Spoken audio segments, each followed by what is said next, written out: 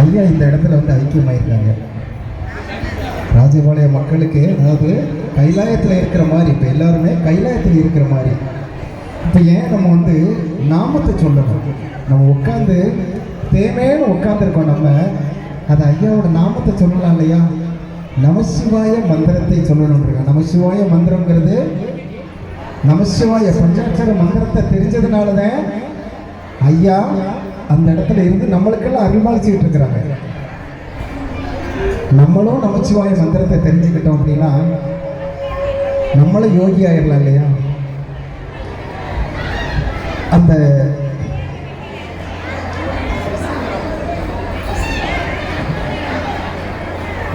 கொஞ்சம் பேசாமல் இருந்தீங்கன்னா கொஞ்சம் நல்லா இருக்கும். சாமி கொஞ்சம் பேசாமல் இருந்தீங்கன்னா நல்லா இருக்கும்.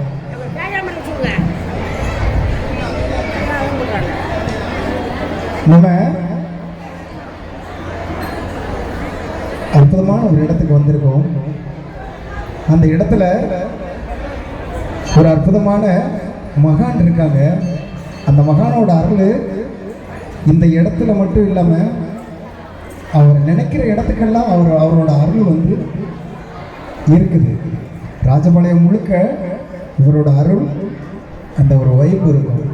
அதை விட நம்ம இந்த இடத்துக்கு வந்திருக்கோம்.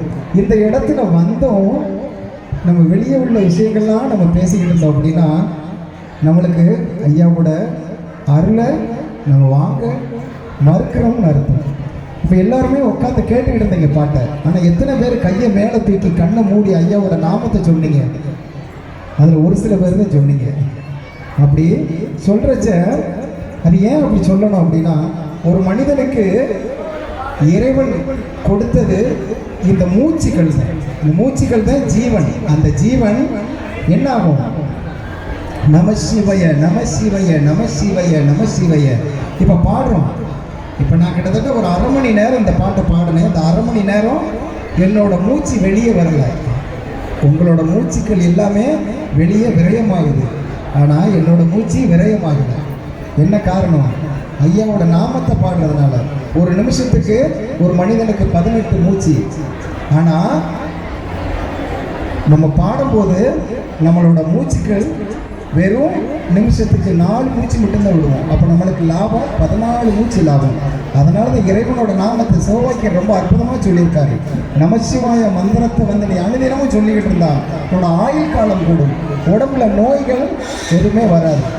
நம்ம கோயிலுக்கு வாரோம், பழையபடிக்க நம்ம போய் என்ன செய்கிறோம்? அதே தவறுதான், அதே விஷயங்கள் திரும்ப ரொட்டீன் ஆகுது. நம்ம என்ன இந்த பூமியில் இருந்து நம்ம என்ன இறைவனை நினைக்காமல் அனுதினமும் போகத்திலையும் மோகத்திலையும் தெரிந்து சீரழிஞ்சுக்கிட்டு இருக்கிறோம். அவ்வளோ